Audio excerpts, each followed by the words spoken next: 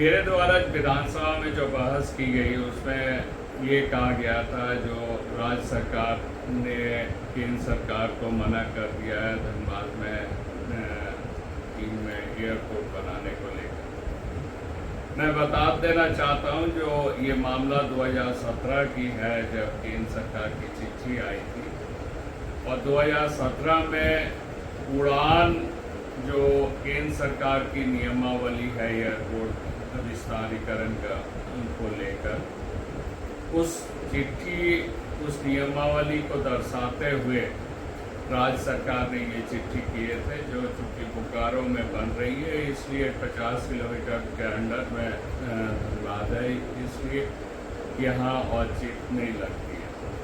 उसके बाद केंद्र सरकार की एक टीम भी आई जिसमें उसने प्री फिजिबिलिटी रिपोर्ट बनाई जिसमें ये कहा गया जो धनबाद में और एयरपोर्ट बनाने की ज़रूरत नहीं है।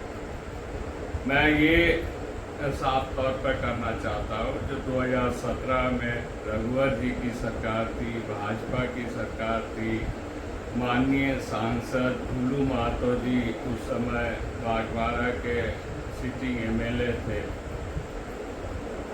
ये कतई उसके बाद 2017 के बाद केंद्र सरकार के पास से कोई चिट्ठी हम लोगों के पास नहीं आई।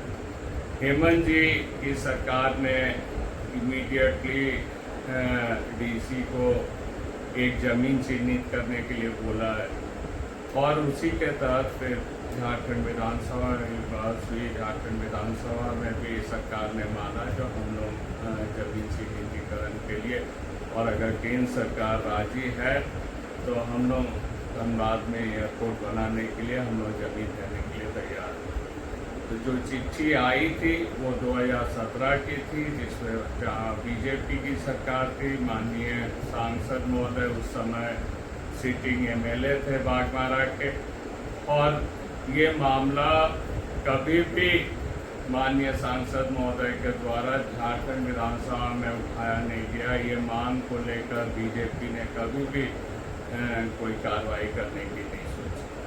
40 साल की सांसदी जो धनबाद लोकसभा के बीजेपी के द्वारा रिप्रेजेंट किया जा रहा है या बीजेपी की 17 साल की सरकार में कभी भी धनबाद में एयरपोर्ट बनाने की मुद्दा को आगे नहीं ले गए। धनबाद में एयरपोर्ट के लिए ज़मीन हस्तांतरण की बात नहीं।